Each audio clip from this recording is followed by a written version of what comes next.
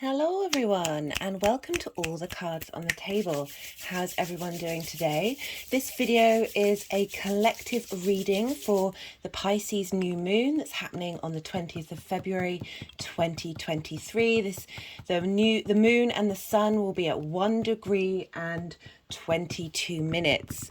This is it's one of the last new moons that we'll be having at 1 degree. The next one we'll be having is in Aries, and then after that, because we've got 2 new moons in Aries this year, the new moons will then be shifting to the later degrees. So we've had a lot of these moons right at the beginning of each sign. That there's a very potent energy with that. It's a very there's a simplicity to that energy. There's a clarity to that energy. It's a time of gestation. It's time of bringing in and harnessing that particular zodiac sign before it then travels through the 30 degrees and evolves and changes and grows. So I just wanted to do a quick zoom in of the altar today before I zoom out, because there's a lot of coincidences happening. So I prefer to buy things from charity shops or secondhand, and was very blessed and highly favoured to find this beautiful shell in a charity shop a couple of days ago. And I haven't bought any crystals for a very long time that haven't been for other people, and I like to find bargains on places like eBay, and I managed to get these beautiful coral pieces, as well as these amethysts that you can see here, for around £22 exactly, including postage. And while I was doing my notes for today's reading, I always go to this one particular book by Melody. I'll put the link in the description. That she channeled the energies of each crystal, and she put coral in there as well. And coral is the sign of Pisces, as is amethyst. And it always amazes me how appropriate the crystals are that want to come out and play. We also have this stag here that I brought in for Jupiter in Aries, leveling up that idea of wisdom, leveling up from the ram. And we have this fish. Pisces has the sign of the 2 fishes. This was here when I moved into this place just before the first shut down in 2020, and I tend to keep hold of things. The energies that I work with, they like to use all sorts of things, and they glean meaning from pretty much everything. And I've had this at by my window for a while now, bringing in that out. I have Pisces in the 8th house, which is outside resources, other resources, and I've put it near a window in order to sort of have that Pisces energy come through. Okay, this is not wanting to stay up. So this is one of the main cards that I pulled. I pull a few cards before each reading, particularly from decks that I really like but are just a little hard to shuffle on camera. These are quite big, they're beautiful, they make for incredible meditation tools, and the symbolism and the depth of which, this is by Krans. Her decks are amazing. I'm a big fan, big fan. And I pulled Synchronicity, and this is very much linked into the magic that is Pisces. So we'll just put that there. Apologies if you can hear any drilling. My next door neighbour is doing some work. The weather's slightly warmed up now, so people are more inclined to go outside. I'm just going to zoom out now, so you can get more. Oh no, that's going in. More of the table. So when I pull more cards, you can see them better. But I just thought you might enjoy looking at the space that wanted to be set up. Also, I don't use these very often, these astrological dice, and I rolled them, and Pisces came up, Jupiter, which is the traditional ruler of Pisces, and 9, and the new moon is 9 days away from the day of recording. I'm recording this on Saturday. Is it the 11th? Yeah, the 11th. And Yeah, so Pisces, this is a mutable sign, but first I should probably say who I am. I get a bit carried away sometimes. I do apologize. So my name's Chloe and I work with card divination, astrology and energy work. I channel through my body. As you can see, my hands are moving around right now. This is independent of my conscious thought, and that means I'm not doing this. Well, I am, but I'm not aware and conscious of how these actions are going to be and what they're going to do. These are the energies that I channel, and they like to get involved and help add another layer to the information and the message that's coming through. As I said, the channel's called All the Cards on the Table, and this is because, you know, we're struggling a bit, and sometimes it helps to get a little extra help and see what the energies, how they manifest and how we can utilize them best, moving forward and integrating them into ourselves. And that's why I use all these different forms in order to assist in different ways of thinking. So, you know, with the astrology, there's more maths behind it. There's a structure, there's a certainty. It's more of a mental thing. We've got the card divination that can be very visual, and coming through a different way of coming through from the universe. And then the energy itself, that's a physical thing. You get more of a felt sense from what's going on with the energy work. I just want to say a big thank you to everyone who watches. I really appreciate all the interaction. Please do hit the like button if anything resonates in this video, and the subscribe, and don't forget to hit the bell to get notifications of when videos go out. I always do a new and full moon collective reading, as well as an all 12 signs reading, and I've started putting out videos for when planets move into different signs, or when they start going direct, when they've been retrograde. I've just recently done a Mercury moving into Aquarius, and Mercury's just moved in today, so do check that out, which will be going over the lessons that we've integrated and learned from Mercury through Capricorn, and then its journey through Aquarius. It was the last personal planet moving through Aquarius while Saturn's still there. Saturn won't be in Aquarius until 2050, so this is the last time Saturn will be there for some time. And the reason why I talk about Saturn is because it's also involved in this lunation. But let's get to the point of what a new moon is. A new moon is when the sun and the moon are conjunct exactly. The sun can represent our life force, our sort of conscious drive, our motivation, our action-based space, and the moon can be our emotional needs, our unconscious, our instincts, our response mechanisms. That we look to our moon to see what our needs are and how we need to nurture ourselves, and how our moon responds to our environment. So when the moon is dark in this situation, it is at its most receptive.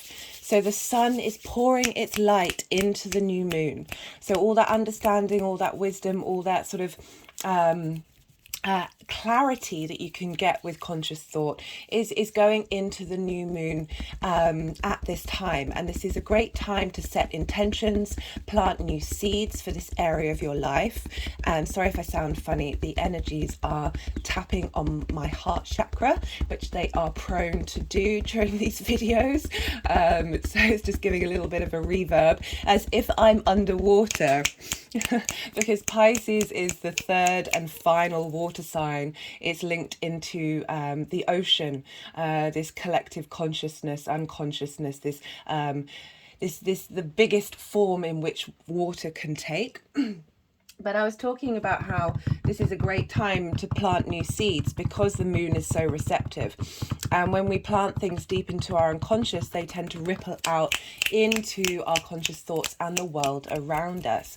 The moon will have just gone through Aquarius in the balsamic phase, you know, really sort of clearing out the clutter that that didn't serve us and is no longer needed during that Saturn period. A lot of the planets that are moving through Aquarius at the moment, or have moved through Aquarius, have been helping us integrate the work that we've needed to do with Saturn. And the reason why I'm talking about Saturn a lot is because Saturn will be moving into Pisces soon, and is conjunct this new moon. So we can't quite escape the influence and energies of Saturn. So I was talking about the moon moving through there in the balsamic phase. The balsamic phase is a great time to do clearing work, the great time to just really sit and contemplate and see what comes up, what shadow work you need to understand and transmute.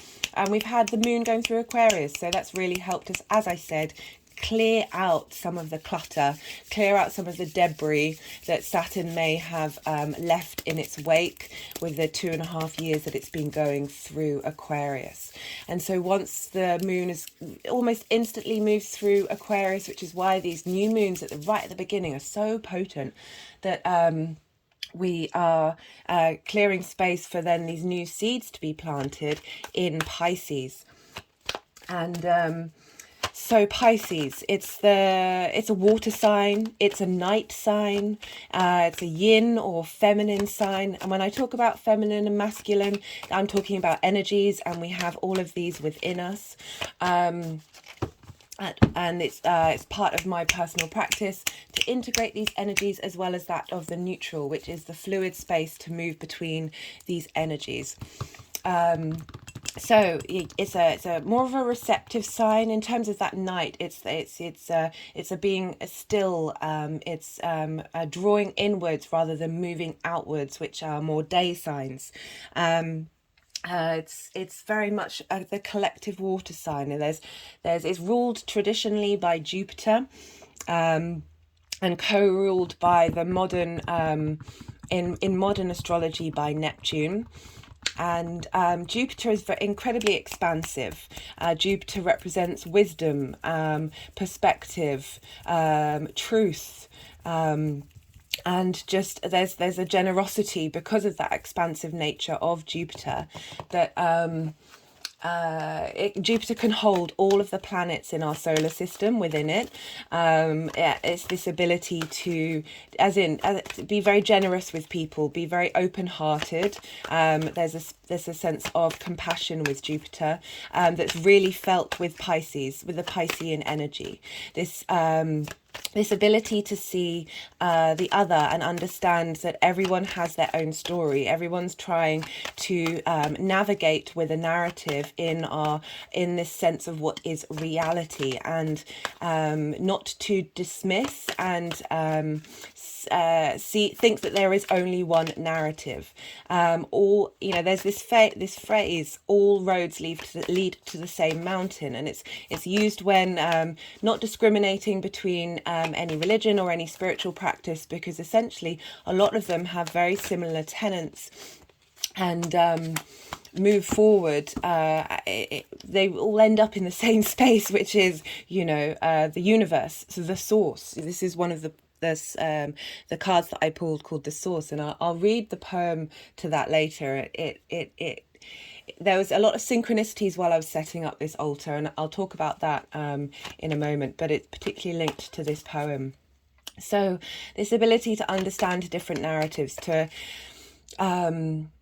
Pisces also rules the feet. But I'm sorry, I do apologize. My brain works this way. There's so many things whirring around that I want to share that information. I realize that my videos can be quite long and quite extensive, and not everyone has the time, but there's just always such a wealth of information to bring everything together. I'm the kind of person that leaves a 7-minute voice note, or if I am going to write a text message or an email, it's a short story. I do like context, that, or I'll write one sentence and really get to the point. There isn't much in between space for me. So it's just how much. So I was talking about all roads lead to one mountain, and when I was thinking about that, I realized we're dealing with Pisces here, and it's all water leads to the ocean. Water has a very funny knack of being able to head downward, head downstream, head to the ocean. Water likes its energy it wants to go to submerge itself, and how this ability, the ability to absorb everything within itself. I was talking about Jupiter holds all the planets could hold all the planets of the solar system within itself. The ability to contain the individual in the all. There's a Hermetic and Gnostic phrase called the all in the one. This is also linked into the cosmic serpent, the Uberos, that is the serpent that's biting its own tail. Is this sense of we are all the universe manifest, and in individual form. The universe has a desire to explore itself through interacting in different ways with everything. You know, it's not just humans, it's absolutely everything in the universe that's doing this, but we still contain that essence, that singularity within this multitude of individuality, the ability to hold lots of different concepts and not feel that they get broken up and separated and are invalid. So there's a lot. Pisces is a water sign. There's a great ability to have emotional intelligence with Pisces. It's a very, very magical sign. It's a bit fluky. That's why I like the Synchronicities card that came up. Certainly, when I've interacted with people with Pisces energy, there's a real sense of knowing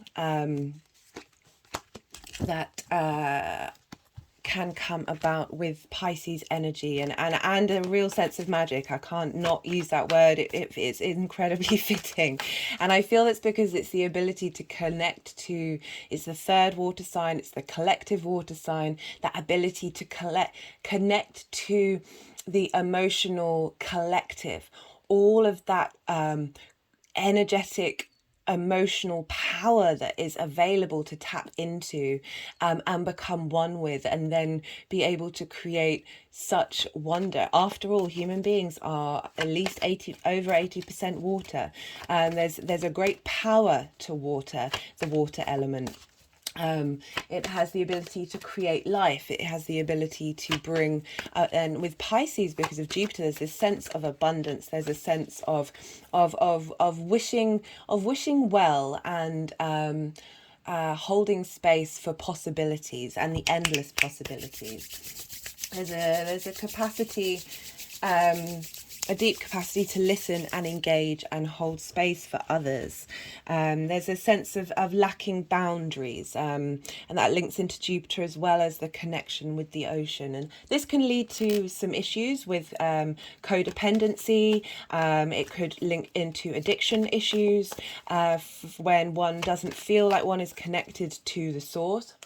And seeking that connection outward, and seeking it in others. Like with everything, really, it's all about going inwards and finding that connection deep within, to fill the void, fill the gaps that you may feel are within yourself. But as I said, Pisces holds the space for all realities are valid stories.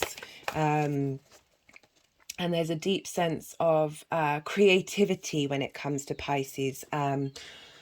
Leonardo da Vinci has Pisces energy. I think it's a Pisces moon. George Harrison has a Pisces sun. Johann Sebastian Bach has a Pisces moon. And this is quite interesting. I was thinking about music that's linked into Pisces for a future project that I'll be putting on the channel. And I was watching a TV series for the second time, American Gods. I really recommend it. I'm not there's a lot in it that is particularly relevant if you're into the kind of thing that's going on right now. And there was a track that was being played, and I found it, and it was Johann Sebastian Bach. And I then looked up his natal chart, which, you know, I often do with everything, really. And there was a moon in Pisces, and that happened 10 minutes after I was thinking about it. And it's these synchronicities that are getting stronger and stronger and stronger at the moment. Even people I know who don't tap into this sort of thing consciously are becoming more and more aware of it. And this will be a very powerful new moon to tap into that magic, to tap into that hope, that vast space of compassion, to facilitate whatever area of your life Pisces falls in, and just generally for the collective good, the collective healing on an emotional level, putting your wishes out there for the collective and not just yourself. As this is a collective energy, there is that sense of acknowledging the all within the one, and the one within the all. We can do both things. We can tend to ourselves and the outside world at the same time. So one of the strange synchronicities that happened while I was setting up the table is there was a knock on the door halfway through I was doing it, and I went to open it, and there was a gentleman with his 2 daughters, and they were Jehovah's Witnesses, and I ended up getting into a big chat with them, and this was the pamphlet that they were handing out, and it's Will Suffering Ever End? And I had a really lovely chat before reading this, talking about sin, which is a word that is used that I'm not a fan of, and I was talking about that with them, about how when we bring sin in and we start to shame people, we start to separate ourselves from the fact that we too have darkness within us. It's one thing about Pisces that there's duality. It's a mutable sign. It's very adaptable. It's very it's to do with change. So mutable signs fall after fixed energy, and mutable is about taking what we've learnt during that fixed energy, and being able to switch gear, because we then move on to cardinal energy after mutable. So it's that fluid moment before starting of a new season. Cardinal energy is always around the equinoxes or the solstices, and the mutables happen before that. It's a shifting, it's a change. It's not quite either or. And what was I talking about? I was talking about so duality, like Gemini, which deals with duality, Sagittarius, which has half horse, half human figure. There's a sense of duality with all of the mutable signs, and with Pisces, it's really able to hold space for the darkness and the light, and knowing that it is all part of the whole, all part of the one. There can be a lot of melancholy and a lot of sadness with Pisces, as well as a lot of light and beauty, and acknowledging that these are all part of the journey is super important. So I was talking about this with this gentleman and his daughters, because there was, as I said, I didn't read the pamphlet until afterwards, which very much was saying about how God doesn't like sin and God has no part of it and God is really ashamed of it, which goes against what I practice, which is it's part of everything. And the more we shame something, and the more we banish something, and the more we cast down on something, the more it gets exaggerated by being suppressed. When there are parts of ourselves that get deeply suppressed, they then explode out in the world. They affect the collective consciousness. We're seeing it everywhere, where there is such shame in thinking of certain ways or acting in certain ways, particularly. And then, this is not me condoning any crime, but so often it's usually linked into events that have happened between the ages of 0 and 7, and then the social structures that then compound that, and that it's usually we will respond in certain ways because of unmet needs and not feeling seen. There are obviously, I know this is a tricky area and it's probably quite triggering, but really lean into that Piscean energy of holding compassion for everyone who comes across your door. You can forgive, but not, you can forgive but not condone somebody's actions. Really holding space for that that sense of forgiveness and understanding and compassion is so crucial during this Pisces time. I did a video for Venus going through Pisces Venus going through Pisces, and I channeled a message from Venus, and it was, everything in this moment is truly divine. And that's been I've been practicing that mantra, because it's a difficult one, because if there are things happening in that moment that are unpleasant or exhausting or tiring or frustrating, maybe something completely out of your control, then it's really hard to hold on to that space. That is this ugliness, is this disappointment, is this frustration, is this a space for the divine? You know, when we're sort of conditioned to think that it's all light and brightness and good, you know, these things are all quite subjective. But understanding and holding space for that we learn and grow, we shift and change. When we have this space, we're able to make choices. We're able to then switch into other spaces, and make those choices, and understand that we have preferences, and understand that there are ways of feeling that bring us more contentment and more joy. And we're all capable of doing that on an individual level, and able to make those autonomous choices. And if we didn't have these things, we wouldn't necessarily choose in a autonomous way. It would be more pressed upon us. That is not me saying that I want to see the continuation of trauma, the continuation of war, the continuation of lots of things that I won't name, because I'd rather this video not get flagged for anything that it's all hideous. And if I think about it, it makes me want to break down and cry. I see that if we move forward, we will always have an element of the shadow that comes about. It may come in a different form, and it will still be something that we have to evolve and change and grow with.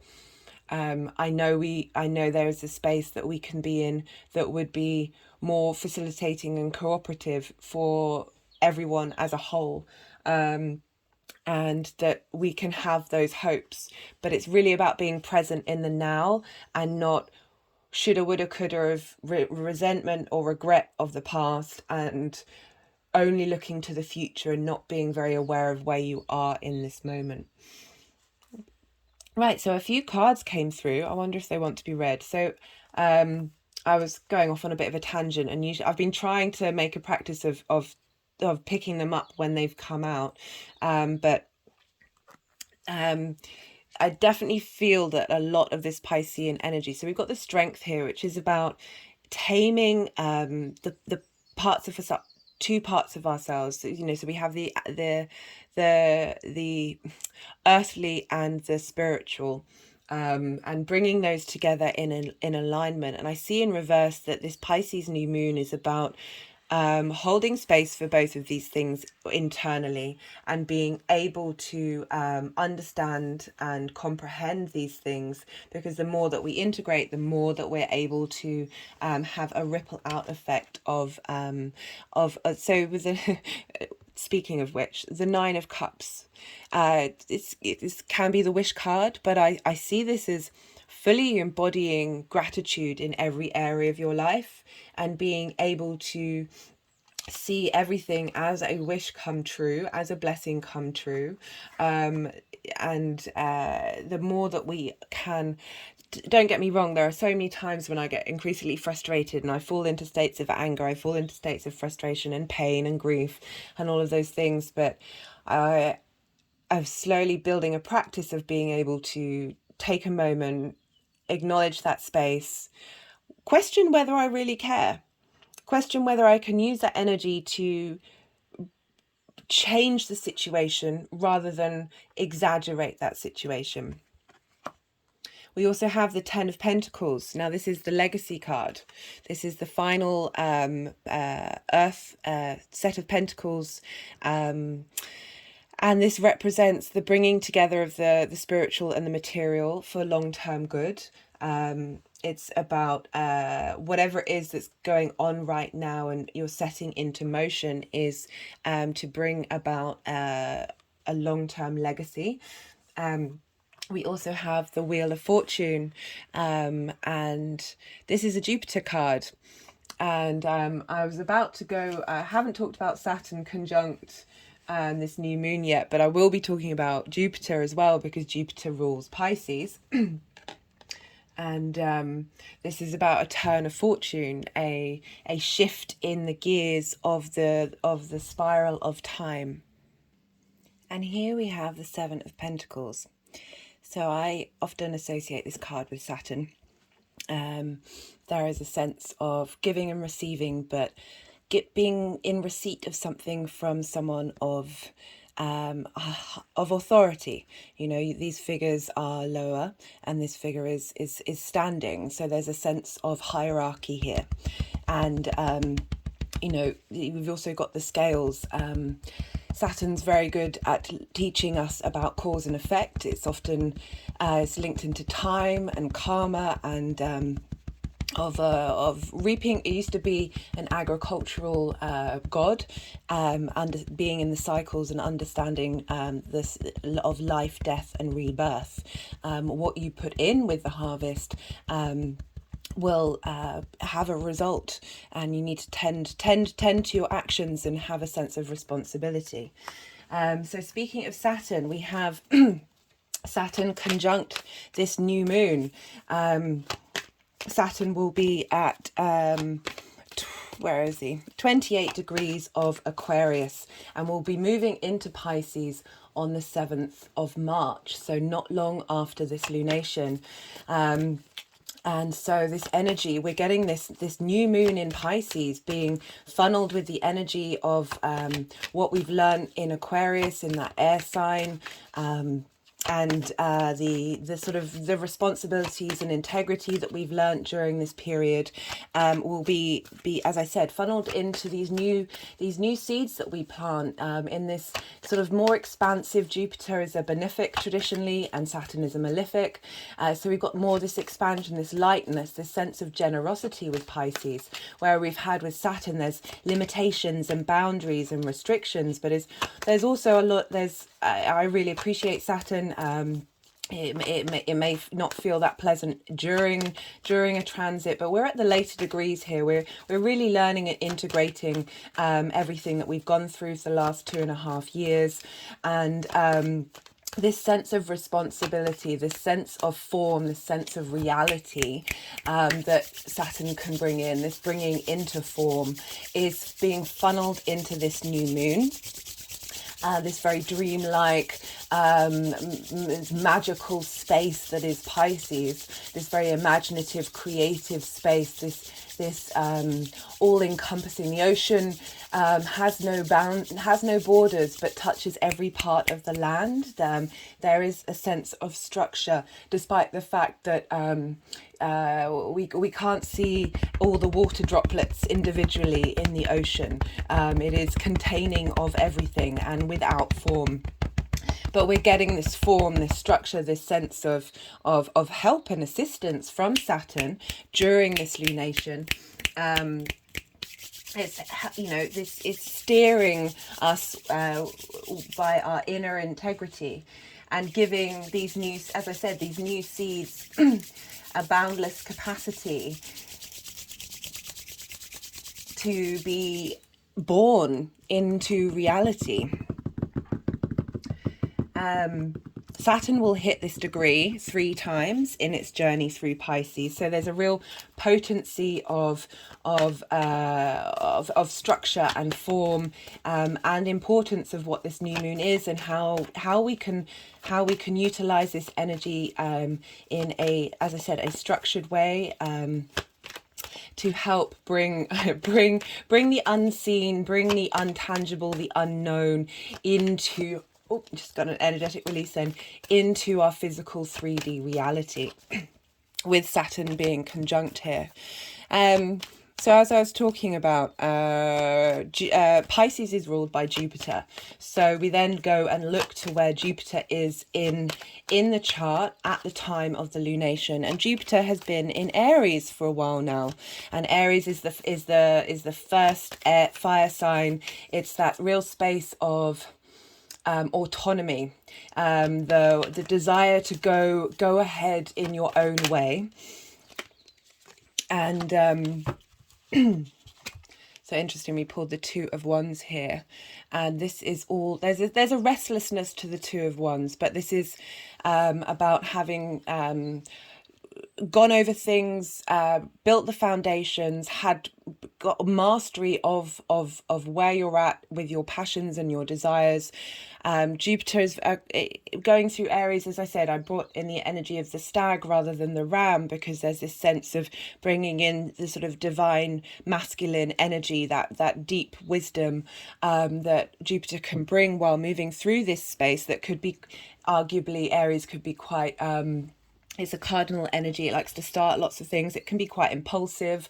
There's a sense of competition. It's ruled by Mars, but Jupiter's really grounding out that energy and just giving us a bit of pause during this time, because this is a new moon. This is starting something afresh. This is a new cycle for us. We've got both Pluto and Saturn moving into different signs. There's big change happening, and I feel like this new moon is just a real time to. So one of the cards that I pulled was the new pearl, and this was asking for patience. For pearls take a long time to manifest, and the reason why they come about is because a grain of sand irritates the oyster within, and through that irritation this pearl becomes formed. But it does take time. That wisdom takes a while to bring in to structure.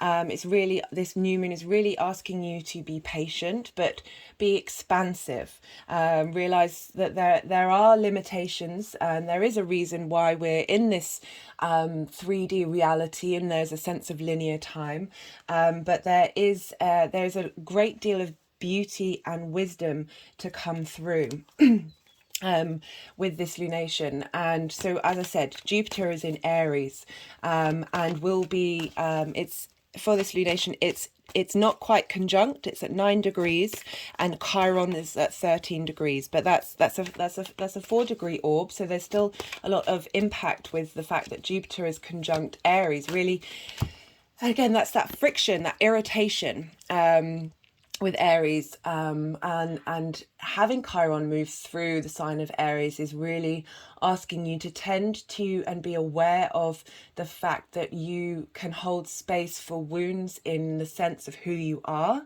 and how you may have been diminished in your autonomy. That's been quite a prevalent theme in the last, well, really exaggerated in the last couple of years, and Chiron is helping us work through those wounds and getting us to still be around in the 3D world and still keep going. But you know, that, as I said, that irritation can create something of beauty. And we have Jupiter conjunct Chiron, which means the wisdom and sense of abundance that Jupiter can bring, that sense of opportunities, that sense of luck, that sense of magic, is being funneled into Chiron during this time to help us find wisdom in those. I just had an energetic release in that pain, in those wounds, that we can then transmute and not only use for our own benefit, but on a collective level. Do we want that card? Nope. Oh, no, we do. Okay, so I've been pulling these sword cards and they keep wanting to go. So I have a piece of selenite here that I use as a border, and with the videos, and these two. So I pulled this card earlier, and then I've just pulled the 9 of Swords, and they've wanted to go beneath the selenite, which kind of gives the impression that this is past energy. This is energy that we're clearing out and moving through. We had the 5 of Wands. This is very much fighting for fighting's sake and not wanting to give up, but at what cost? At what cost are we thinking that we know the one true truth and that our ways of looking at things is the only way to look, and hurting people in the process? We also have the 9 of Wands, which is all about having anxiety, sleepless nights about things that we can't control.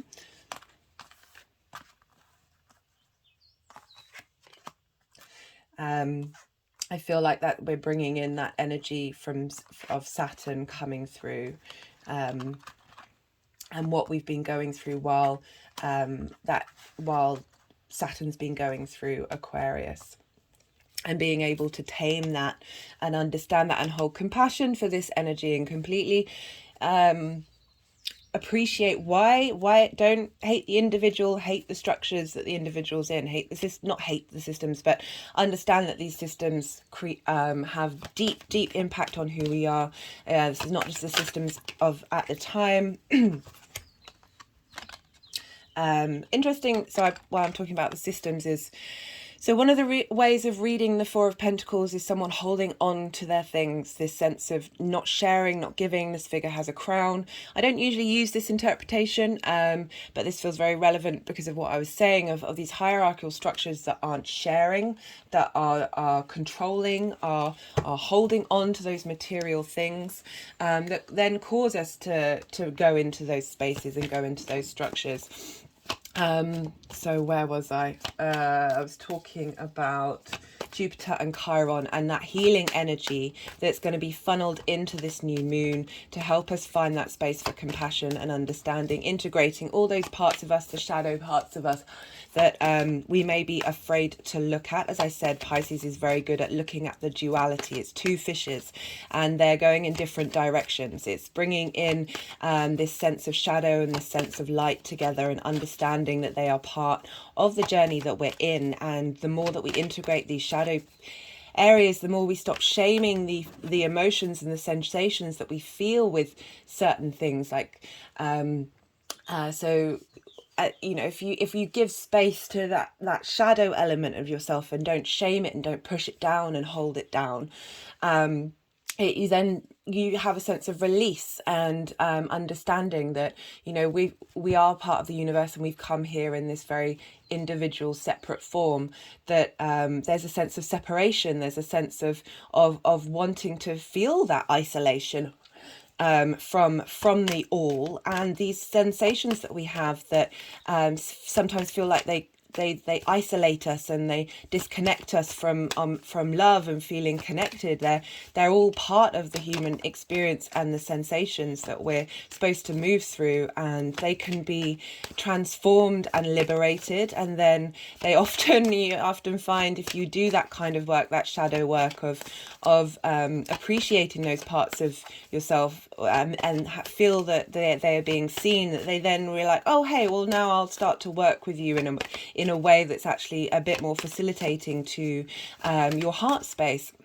You know, often I talked about this in one of my last videos, and I feel like it's important, especially with the water signs, is connecting to your dreams.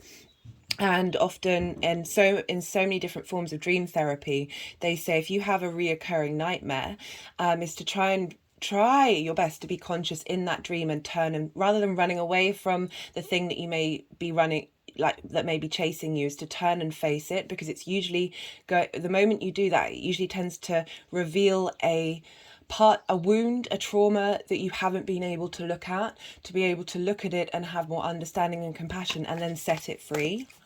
Just had an energetic release with that. So, you know, this energy, as I said, is funneling into this new moon. And so because Jupiter is in Aries and Aries is ruled by Mars, we then look to where Mars is, and Mars is in Gemini. And Mars is actually sextiling Chiron and Jupiter, and sextiles is an aspect of Venus, and so it's about bringing in harmony, bringing in connection, desire, creativity. So Mars, having gone through a really long retrograde, won't leave Gemini until the end of March. Is really, and Gemini is another mutable sign, so that's asking for fluidity and for so Gemini likes to collect and share information, and this Mars is asking us, like, what do we want to champion, what motivates us in terms of the information that we absorb, and how we then use that with others. So I pulled the Seven of Wands while I was talking about Mars, and this is about standing your ground and being triumphant. The way I do recommend going, I've done some Mars videos in Gemini, is like, Mars likes something to do. Mars likes a cause to fight for. Give Mars a cause that facilitates what you need. Otherwise it will find a way to bring some kind of friction into your life that might slow down the process. arguably all paths lead to the all rivers lead to the same ocean, but we can be mindful. And so I liked how it went with the Two of Wands, which is very much about being mindful and taking care of things, taking care of your passions, of being mindful of what it is that we want to fight for. Okay, just had an energetic release with that one. So Mars with the sextile to Jupiter and Chiron is about Jupiter's bringing wisdom into Chiron and the wounds that we may have on a very personal, individual, autonomous level. With the sextile to Gemini, it's about what makes us move with the information that we have, and as I said, what are we going to fight for, what are we going to stand up for, and do that in a mindful way that is bringing about wisdom, is bringing about a sense of opportunities rather than a sense, because this card is, the figure is looking out into the ocean and wanting, having got to grips with this particular part of land and this space, is wanting to go on a new adventure. And I really feel that this new moon is setting us up for that new adventure before. So Saturn will have another lunation before Saturn moves into Pisces. There is a big shift coming. And this is a time for trying new things and seeking out new things because of this energetic shift. Mars sextiling Jupiter and Chiron, so that energy is being funneled into Jupiter. And then because Mars is in Gemini, which is ruled by Mercury, we then look to Mercury and Mars, and Mercury's in Aquarius, and Mars and Mercury are trining one another. They're both in air signs, they're both sharing resources. I just did a video on Mercury through Aquarius, and consistently the Ace of Swords and the Star card came out. The Star card is all about emotional healing, but with our thoughts. And I thought that was particularly appropriate because Mercury is the last personal planet to move through Aquarius before Saturn changes sign. So it's essentially, it's going over and helping us connect the dots and understand all the lessons that we've learned and do some deep. The Star card's all about healing. It's about hope as well. And so we've got this trine with Mars, who's also just gone through a retrograde, and they're sharing information, sharing what they've learnt with one another, helping facilitate our motivations and our desires into the way that we communicate, into the way that we integrate what we've been doing. And this is great King of Cups, Pisces energy. We've got the dolphins, very emotionally intelligent creatures. The King of Cups is all about creativity, having autonomy over your emotional thoughts and your ability to okay, I like that that's going over there. That's kind of implying that Saturn moving into Pisces.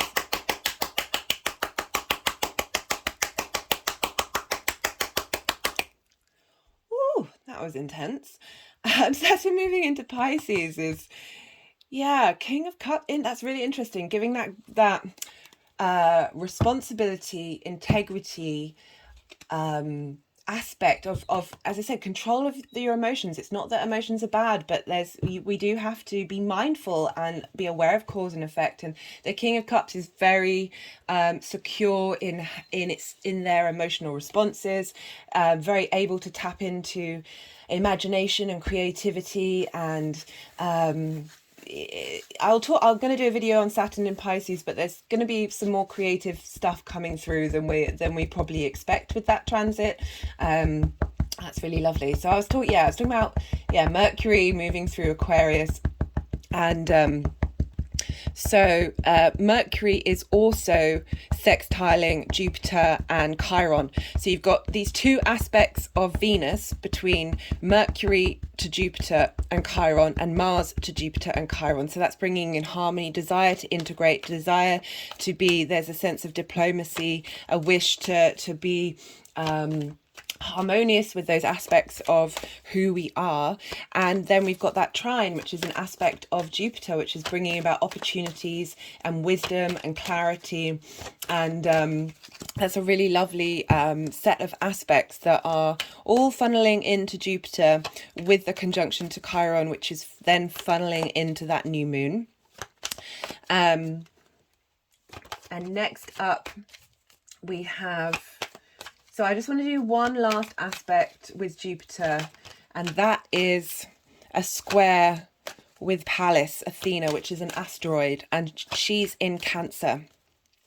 So Aries is a cardinal sign. It starts things, it instigates things, it's very good at getting things off the ground, and so is Cancer.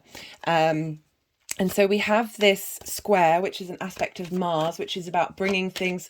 It can be about conflict and friction, and drama, but it's also, it's unlike the trines and the sextiles, which don't necessarily bring things into physical form. They're just an energetic space to contemplate and imagine and muse on something. Mars aspects, the square aspect, tends to bring things out. It's like the forge in which you are you are created. It's very, it's, you know, we need friction in order to live in this 3D reality, and create. So we have Jupiter squaring Pallas, and she's in Cancer, which is a first water sign. Okay, so that was the Four of Cups. I'm just going to pull that out, and this is about the phrase that I link this to is comparison is the thief of joy.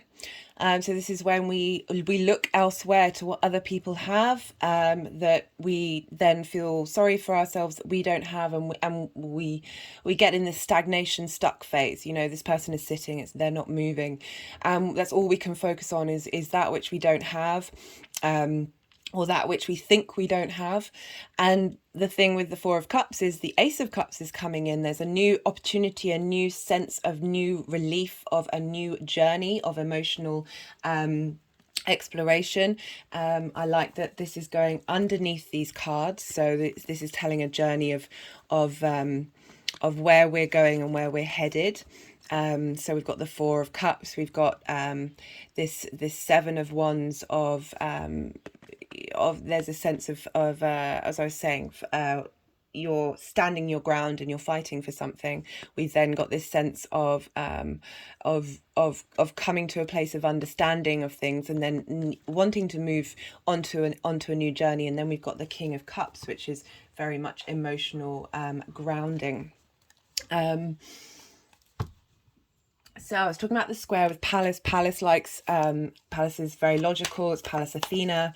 There's a lot of wisdom with Pallas.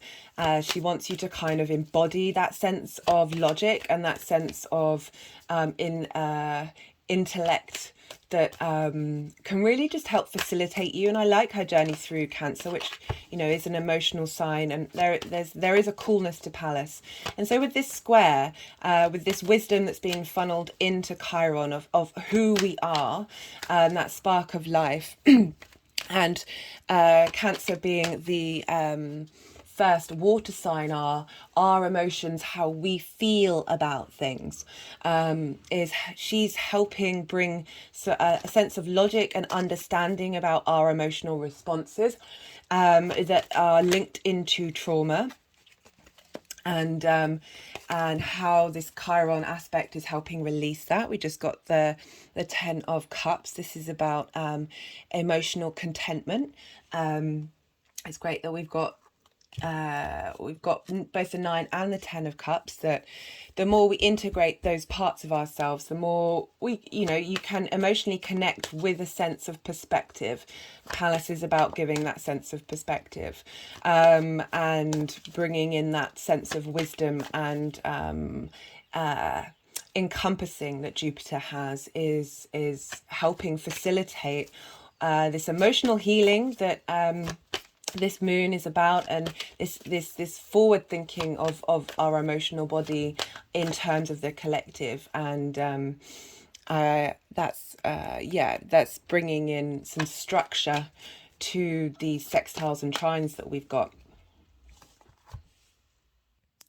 So this was also one of the cards that I pulled.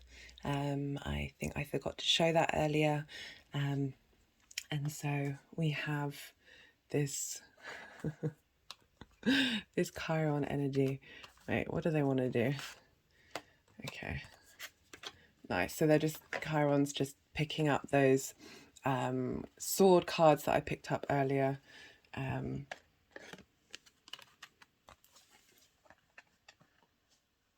Interesting. Let's see where.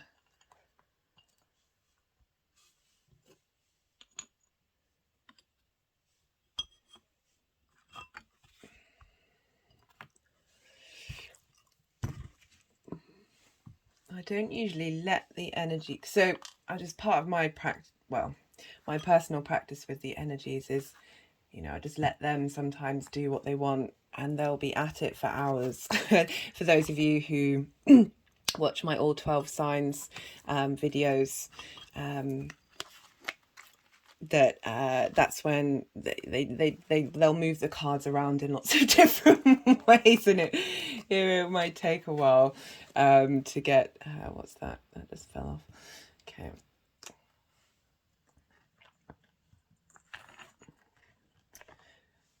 so this, you know, for me this really highlights that there's energy in everything. I've always been somebody who talks to everything.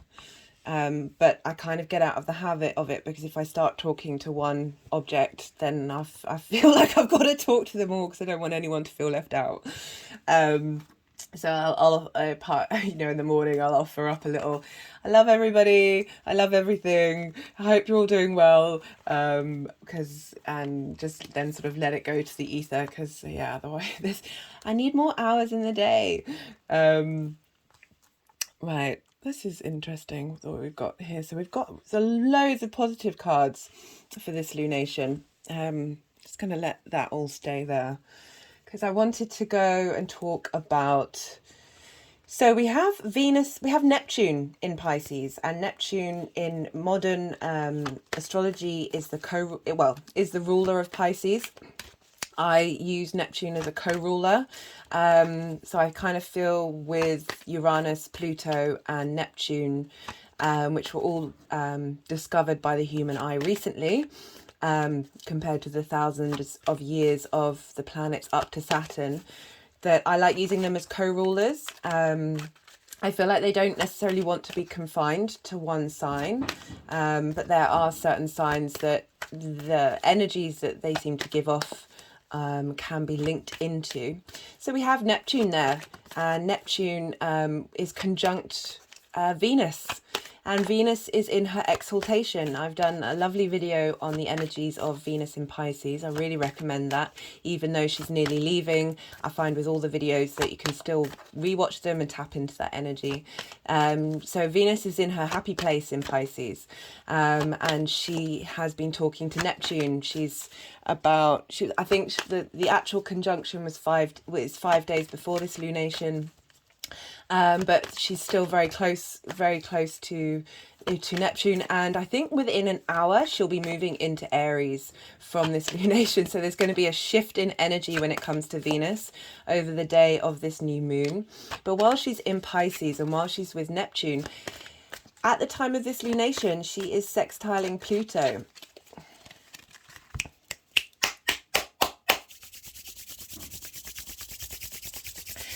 And this is some very potent energy, and because Neptune and Venus are in the sign of Pisces, they're going to be affecting the new moon.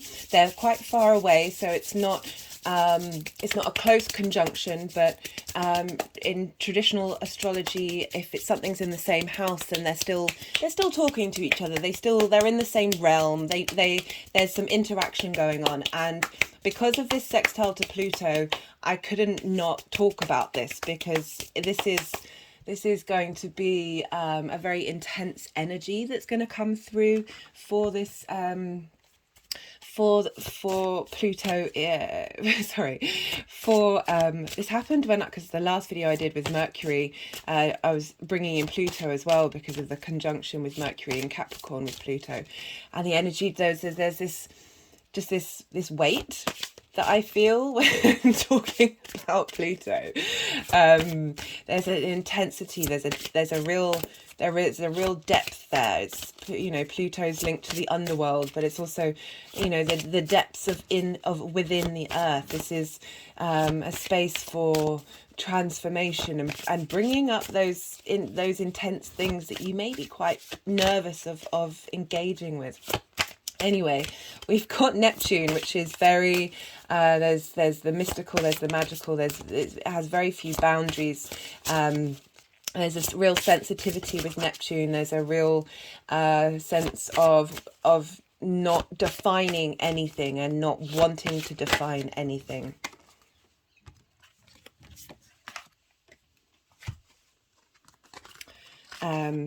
So we've got this power card, and it says understanding reality. As I was talking about how Neptune doesn't really like to define anything, but with the power, I feel that's being linked into Pluto. And this combination, because the sextile with Venus to Pluto in Capricorn is also involving Neptune, and when we have this combination, of these planets together, this is it's really connecting into the power of love, which is something that I wrote down. So very interestingly, that the power card came up. The intensity, you know, when you're in love, you have this.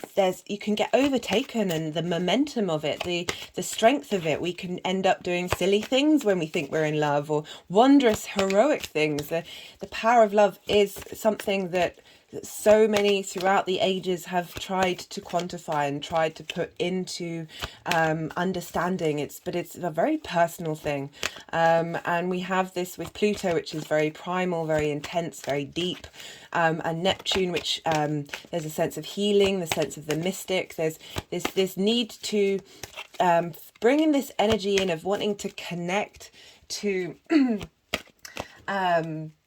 connect to both the primal and mystical relationships, and that can be the relationship with yourself, that can be relationships with others, that can how you interact with the world in general. Just had a bit of an energetic release with that you're bringing in these powerhouses, these big energies into this lunation via Venus, who is in the final degree of her temple. She's very powerful at the final degrees. This is intense, beautiful creation energy. Venus is linked into the arts, and sorry, I'm just checking the time.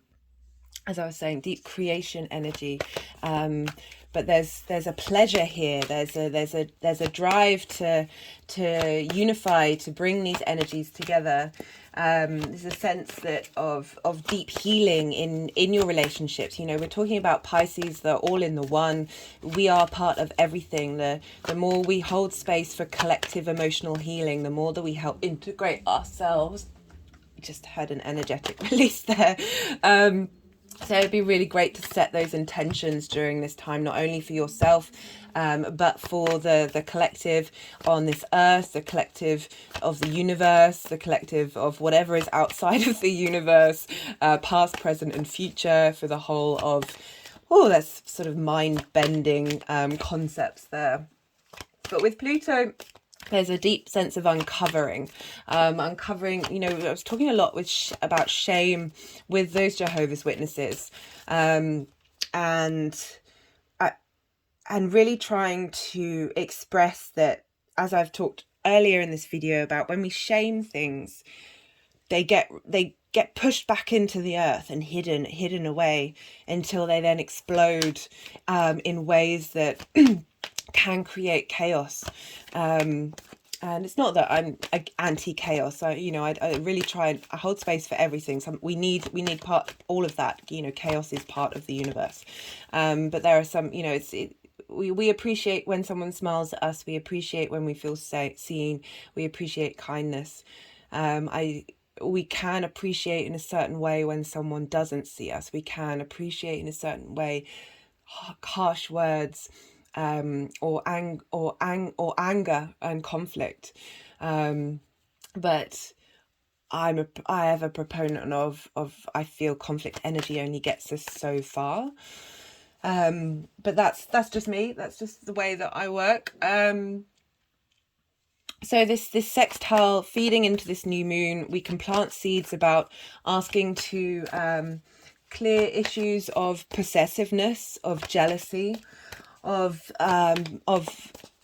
heal old betrayals. These are all things that can be linked between Venus and Pluto. I have Venus square my Pluto.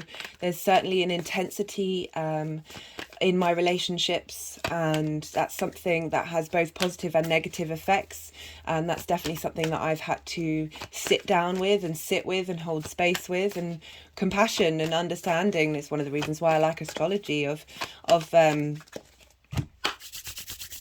So sometimes when I notice there aren't cards coming out, it's usually because the energies want to do some energetic work, both for the collective here of what I'm talking about. You know, love is such a profound spiritual force.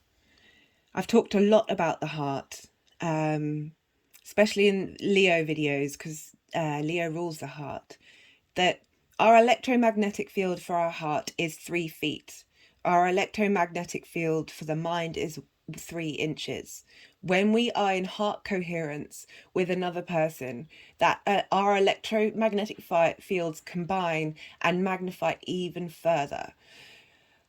This is why I talk about the heart space. This is why there is science behind the fact that, you know, when you're nice and you give people respect of who they are and love and compassion, that it just ripples out. The more that you do that for yourself, the more that you do that for yourself, and all those parts of you that you may shame and hide from, just sit with and listen to them. Pisces is all about listening. My grandmother, Pisces sun, I don't know if you can see here in the video, there's this blue scarf here. She gave that to me for a Christmas present in 2020. The energies wanted it to be wrapped around the ring light holder that I've got for my phone. And she was a counsellor for her whole life and sat and listened to people and held space for them. And do that for yourself. And the more you do that for yourself, the more the universe will bring it back to you. If there are areas of your life where you don't feel seen, it may turn out that you don't need that external validation anymore, and that you then end up starting to get that validation the moment you surrender it and let go of it. You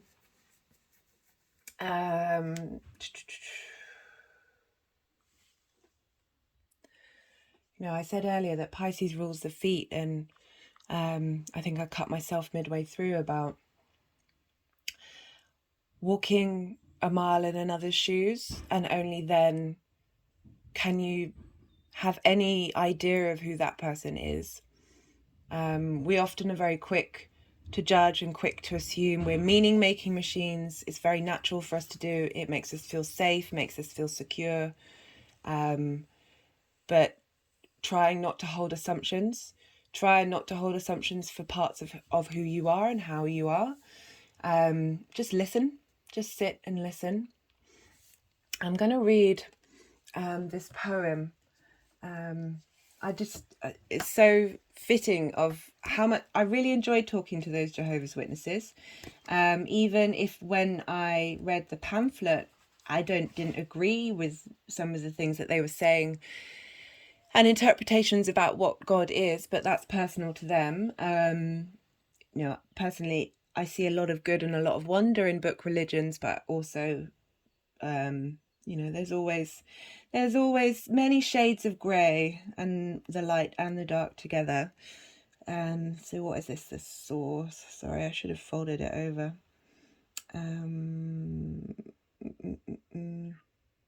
No, really, look. How can I not see? Ah, yeah. Apologies. Being blind. Okay, the source. Alas, my Muslim friends, I do not know myself.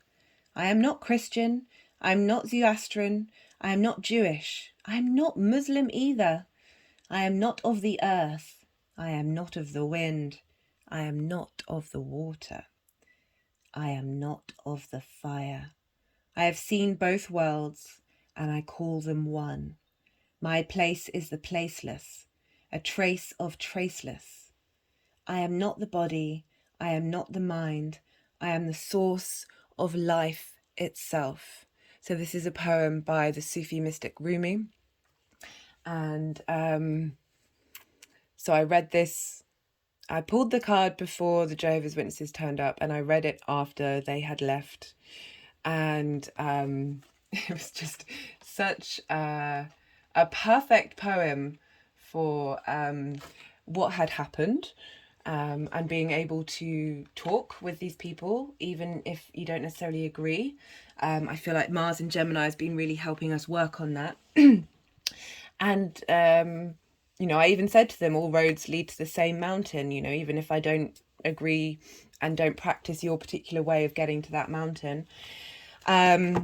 You know, it's still a form. And it did make me chuckle because Prince also has a Pisces moon, and he moved over to being a Jehovah's Witness later on in life. Yeah, so just again, the synchronicities that are happening at the moment are quite spectacular. And I also wanted to read from the Kim Krans, the Wild Unknown Archetypes deck, the Creator. Again, this is a card that I pulled when I was setting up the altar. And let's see if I can find this one quicker than I did the last one. And again, so yeah, I find these cards a bit hard to shuffle, but this one came flying out. The Creator, the Artist, the Alchemist, the Innovator. They know that from the void, creation inevitably emerges. Again, that's bringing in that dynamic of the light and the dark, and Pisces being to hold space of the void and creation, and knowing that they are part of, you cannot have one without the other. And one shouldn't shame one to prop up the other and create a hierarchical structure. Sorry,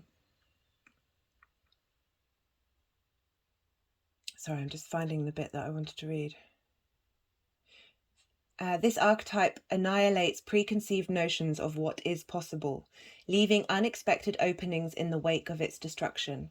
The Creator does this by first being absolutely present to what is, and so not imagining or wishing things were different, which I was talking about earlier, of being very much in the now. And second, trusting that a force greater than trusting that a force greater than themselves awaits constant collaboration with each human soul. Whether we call it nature, God, goddess, Shakti, or divinity, it remains nameless. It is the Creator's lifelong companion. Again, another card highlighting the fact that there are many ways, there are many stories, but there is an essence. There is something underneath all of those things that link us and bind us all together. Sorry if I keep pausing. I've just got, I am heading out soon and I'm probably going to be late. But I want to get this video done.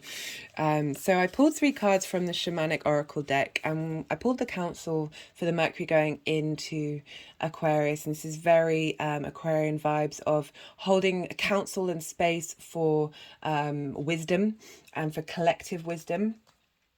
Or also, we've got Pluto moving into Aquarius. We've got Thunder, which is saying that there are always storms on the ocean. There's this sense of things are changing, things are chaotic. You know, we've got a very positive spread here, but the world is very very stormy out there. It's very stormy in the collective emotional consciousness. And we need to tend to it and hold space for it. And what I like is the Rattle card, which brings up what I was talking about earlier about, because this is a collective sign, when you're planting your new seeds, do plant seeds for others as well. The Rattle is the spirit caller, carrying the shaman's power into the 4 directions. The body of the Rattle is like the earth spinning on its axis. With the aid of the Rattle, the medicine woman instills a desired destiny in her future. Closing with the prayer, Great Spirit, may your will be done. The rattle guides us to pray for all the earth, not just for our personal needs. When we offer our prayers for the highest good of all, everything we need is provided for us. You want to catch God on the whisper, not on the shout. What you are trying to craft to your own desires and expectations is already there, standing before you. Do not spin the world to your own benefit. You are being offered the Creator's tools, which must be put to use to serve a divine purpose. That's really highlighting, you know, I've talked about the quantum field before in terms of, you know, connecting with the idea that anything is possible. There's the multitude of opportunities and space from that space, and particularly when we start working of being present, integrating our regrets and our resentments from the past, our past hurt, and holding space for the possibility of anything in the future. This feels like a very potent new moon to do the work collectively as well as on an individual basis, to help start the process of creating a new pearl, a new space for wisdom to come through,